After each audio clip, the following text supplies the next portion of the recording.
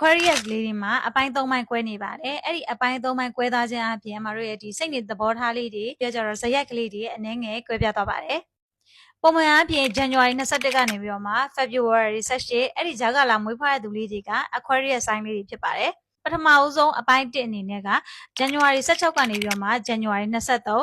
Capricorn Aquarius ခပ်လေးတွေဖြစ်ပါတယ် Cusp of Misery လျှို့ဝှက်စမ်းကြယ်ခြင်းနံနွေပွားလေးတွေဖြစ်ပါတယ် Capricorn လေးတွေရဲ့တည်ငြိမ်မှု Aquarius လေးတွေရဲ့ထူးခြားဆန်းသစ်မှုအဲ့ဒီ character နှမျိုးကိုပေါင်းစပ်ထားတာဖြစ်ပါတယ်သူတို့ကလူအများကြီးနဲ့နေရတာမကြိုက်ကြဘူးသူများနဲ့မတူတဲ့အတွေးခေါ်လေးတွေနဲ့ရှေ့ပြေးနေတဲ့သူတွေလည်းဖြစ်ကြပါတယ်သူတို့ရဲ့အားသာချက်လေးတွေကတော့တီထွင်ကြံစနိုင်စွမ်းမြင့်မားကြပါတယ်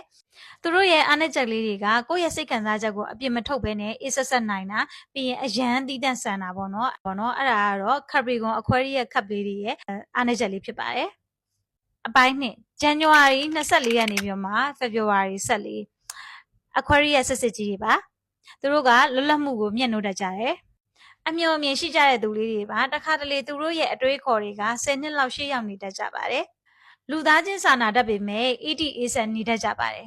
အပေါင်းအသင်းဆက်ဆံရေးကောင်းပေမဲ့လူရွေးပြီးပေါင်းတတ်ကြပါတယ်ခေါင်းမာတတ်တဲ့သူလေးတွေပါဒါပေမဲ့ယူသားကြပါတယ်ထူးခြားပြီးတော့မှညံကောင်းတယ်ဒါပေမဲ့သူတို့ကိုခံမှန်းရရတယ်တအားခက်ပါတယ်ဒါကတော့ Aquarius စစ်ကြီးရဲ့ဇယက်ကလေးတွေဖြစ်ပါတယ်အပိုင်း3 February 15နေပြီးတော့မှ February 21 Aquarius Pisces ခပ်လေးတွေဖြစ်ပါတယ် Aquarius လေးတွေရဲ့ဉာဏ်ရည်ထက်မြက်တာ Pisces လေးတွေရဲ့နူးညံ့သိမ်မွေ့တာအဲ့ဒီ character နှမျိုးကိုပေါင်းစပ်ထားတာဖြစ်ပါတယ်အားသာချက်ကတော့တီထွင်နိုင်စွမ်းမြင့်မားသလိုသူများပေါ်စာနာစိတ်ရှိတဲ့လူလေးတွေလည်းဖြစ်ပါတယ်အမှုပညာဘက်မှာလည်းထူးချွန်တတ်ကြပါတယ်အားနည်းချက်ကတော့စိတ်ကူးရင်ဆန်လုံးလို့လက်တွေ့ဘဝနဲ့ကွာဝေးတတ်ပါတယ်စိတ်ခံစားချက်လည်းအတက်အကျမြန်ပါတယ်ဒီနေ့အမှပြပြပေးသွားတော့ Aquarius လေးတွေရဲ့ cup အကြောင်းလေးတွေဖြစ်ပါတယ်တခြားရာသီကွန်လေးတွေရဲ့ cup အကြောင်းလေးတွေကိုတခြားရာသီကွန်လေးတွေအကြောင်းကိုပေါ့နော်သိကျင်သေးရဆိုလို့ရှိရင်တော့အမက like and share follow လေးလုပ်သွားပေးလို့ရပါတယ်ရှင်